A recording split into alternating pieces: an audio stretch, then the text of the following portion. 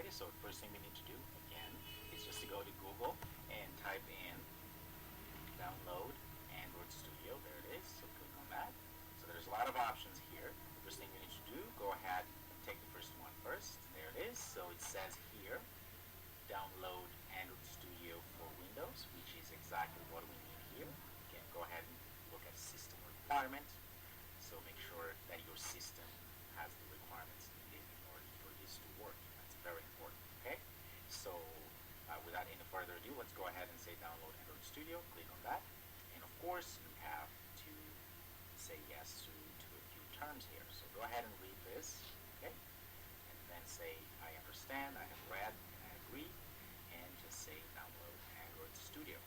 And you're going to say now downloading Android Studio, which is exactly what we were hoping for. And you can also notice that it's a big file. It has 887 megabytes. So, give it a little bit of time. It may take a little while. Go drink some tea or go eat lunch or dinner or breakfast or whatever you need to do. And let it do its thing. And we'll return when we are ready to install. All right, see you in a bit. Well, great. There it is, our Android Studio executable. So double click on that. There's a lot of information here you should go through and read. And of course, asks us to make sure this is indeed something that we want to install. Yes, it is. So it's installing now. All right. So let's see our progress here. We can click here. Welcome to Android Studio Setup. So let's go ahead and say next. And it tells us what is going to be installed. It's going to be installing Android SDK, Android virtual devices, performance, and so forth. And as you can see, it requires a little bit of space, so it's about 3.9 gigabytes. So I'm going to go say next. And I agree, of course. I agree again. And tells you where you're going to be installing the Android Studio here.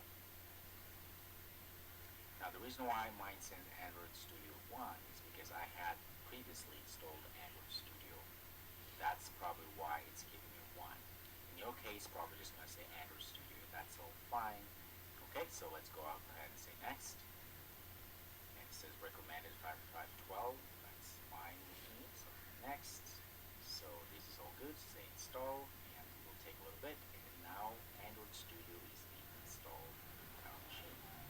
Give it a little bit of time. Go ahead and take a little walk or something, or go get some coffee. And once this is done, we will return and move forward. Alright, so here we go again. We have everything installed now, so you can say next. And we're going to go ahead and finish. So as you can see, here is our Android Studio installation complete. So it says here you can import your settings from previous studio. You can go ahead and just say, I do not have previous settings. And say, okay. Okay, so now Android Studio, as you can see, is setting itself up. And take a few seconds.